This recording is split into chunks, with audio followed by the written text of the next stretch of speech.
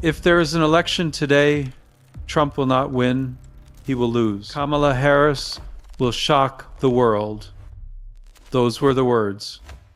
Clear, specific, unambiguous, spoken not as a guess, but as a divine decree from the mouth of primate Elijah Ayodele on the 29th of September 2024. Fast forward to November. The votes are counted. The maps turn red. Donald Trump doesn't just win, he secures a decisive historic victory. The shock wasn't a Harris win. The shock was the sheer scale of the prophecy's failure. Now, in a normal world, when you predict the weather and get it wrong, you just carry an umbrella the next day. But when you claim to speak for the creator of the universe and you get it wrong, the stakes are infinitely higher. You are looking at the story of primate Elijah Ayodele, a man who sits atop a spiritual empire in Nigeria, a man whose words move markets, influence voters, and terrify the superstitious. But there is a crack in the foundation, a growing, undeniable list of broken promises that we are going to crack wide open today. We aren't just talking about a misguess on a football game, though we will get to that. We are talking about the systematic weaponization of faith. We are going to dig into the machinery of modern prophecy, expose the hit-or-miss tactics used to stay relevant, and listen to the devastating silence left behind when a divine promise turns out to be nothing more than human noise. This is an investigation into the industry of fear. To understand how we got here, you have to understand the scale of the operation. This isn't a local pastor giving advice in a basement. Primate Ayodele is the leader of the INRI Evangelical Spiritual Church, a massive institution. Over the decades, he has crafted a persona that is part spiritual leader, part political analyst, and part media celebrity. His influence is carefully curated. He doesn't just preach, he publishes. His prophecies are released via media aids, formatted like press releases from a government agency, and blasted out to national newspapers and digital platforms. It is a branding masterclass. The lore surrounding him is potent. There is a story his followers tell, a foundational myth, that during the terrified days of General Sani Abacha, Nigeria's brutal military dictator, Ayodele stood up and prophesied that the general would not live to see a new decade. Whether that story is hard historical fact or a retrospective legend doesn't matter as much as the effect it had. It established his brand, the fearless prophet, the man who speaks truth to power, the man who names names. And that is his signature. Unlike the vague horoscopes you might read in a magazine, Ayodele is addicted to specificity. He predicts specific election percentages. He predicts the rise and fall of specific currencies. He even predicts the outcomes of specific sporting events. This strategy is high risk, high reward. When he gets it right, his followers clip the video, share it millions of times, and shout, "He saw it coming." But there is a dark side to being specific. It creates a receipt, a permanent digital record of exactly what you said would happen. And when you start collecting those receipts, as we did, you don't find a direct line to God. You find a catalog of errors.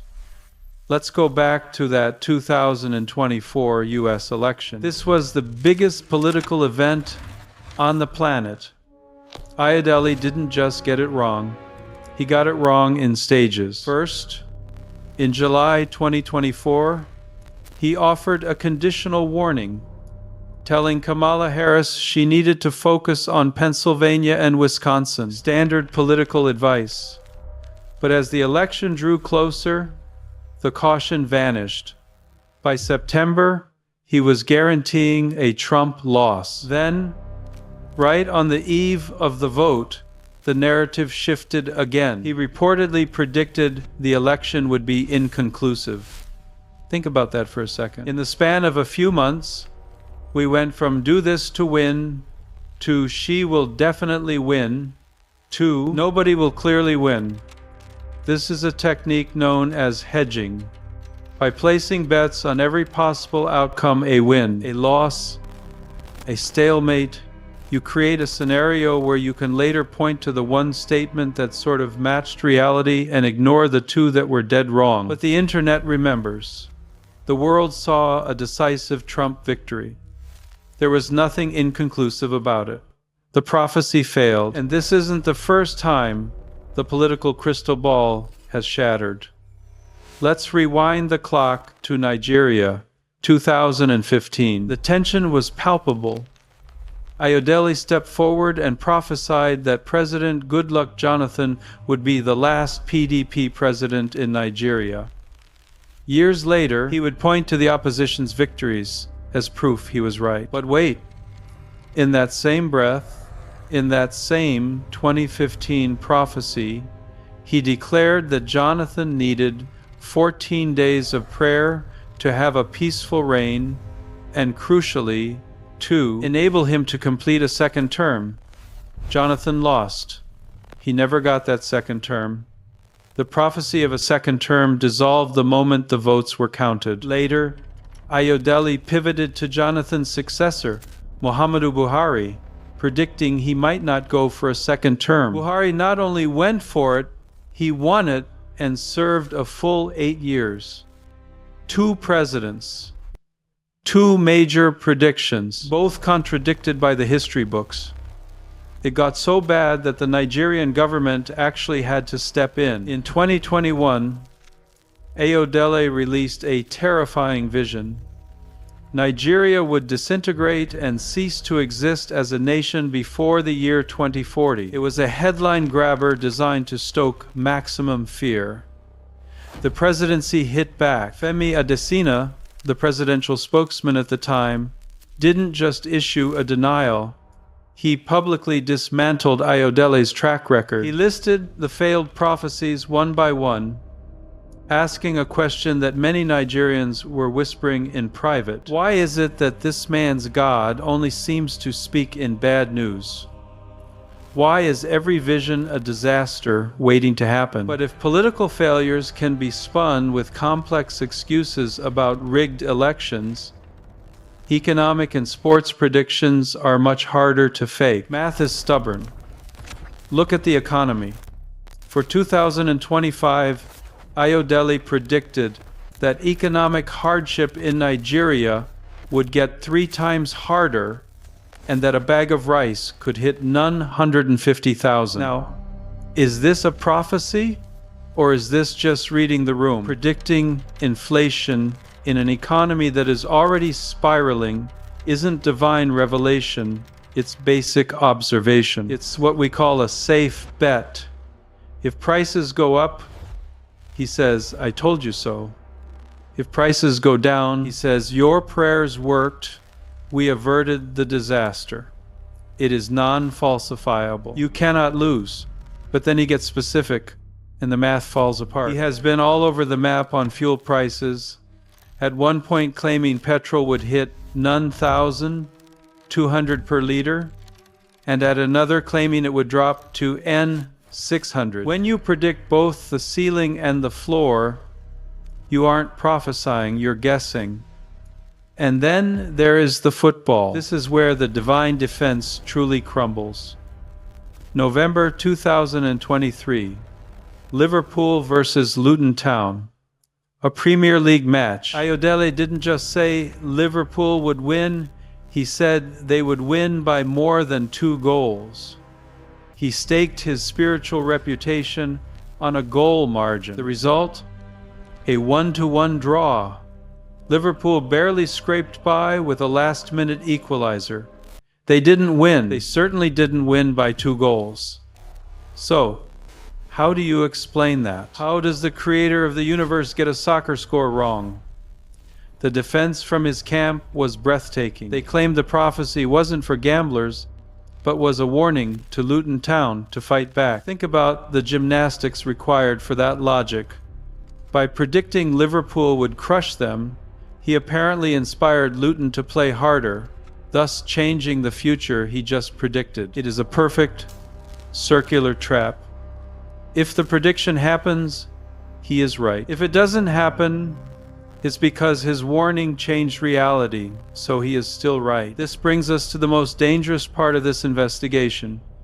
We can laugh about football scores. We can roll our eyes at failed election guesses. But what happens when this weaponized authority turns its sights on people? Real human beings? November 2025, just last month, Primate Ayodele stood at his pulpit, the cameras rolling, and delivered a sermon that sent shockwaves through the nation. He didn't target a politician.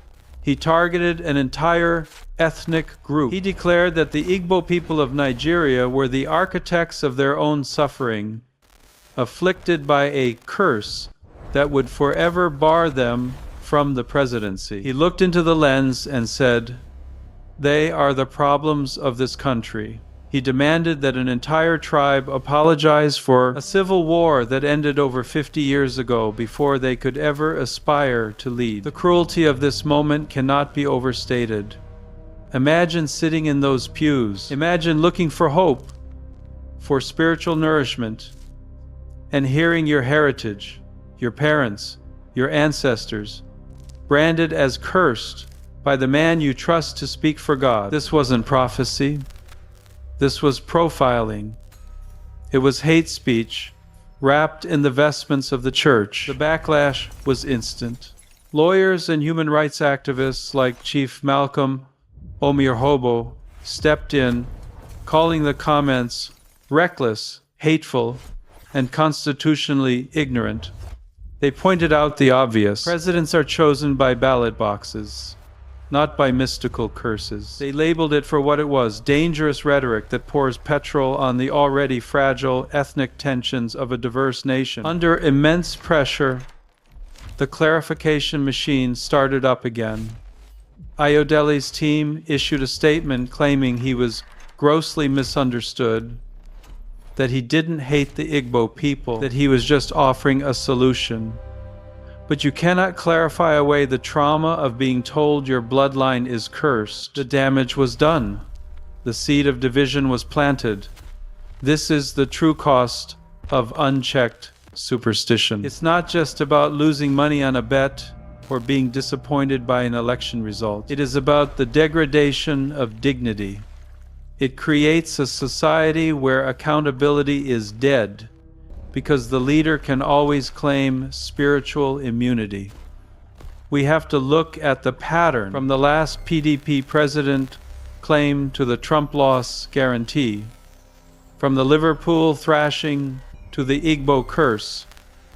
The pattern isn't one of divine truth. It is a pattern of guessing, hedging, and when that fails, dividing. The Bible, the very book Primate Ayodele claims to preach from, has a specific test for this. Deuteronomy 18:22 says, "When a prophet speaketh in the name of the Lord, if the thing follow not, nor come to pass, that is the thing which the Lord hath not spoken."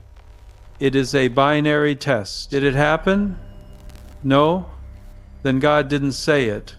It is time to stop accepting warnings as an excuse for failures. It is time to stop letting spiritual dynamics cover up for bad guesses. Faith is a powerful, beautiful thing. It gives hope to the hopeless. But blind faith is a weapon that can be turned against you. We need to demand more. We need to demand a faith that isn't afraid of questions. A faith that doesn't need to rewrite history to make itself look good. If a prophet tells you who to vote for, who to bet on, or who to hate, and they get it wrong, it is not a test of your faith. It is a test of your intelligence. Don't let these stories fade into the background. The cycle of false prophecy only continues because we forget the failures and hype up the coincidences. Break the cycle. Share this video. Send it to the group chat where these prophecies get forwarded. Post it on the timeline where the fear-mongering spreads. Let's start a conversation about accountability in the pulpit. And I want to know, have you ever made a life decision based on a prophecy that didn't come true? Did you change a vote? Did you move money? Tell us your story in the comments. We read every single one. For more investigations into the intersection of faith, power, and deception, hit that subscribe button. We are just getting started.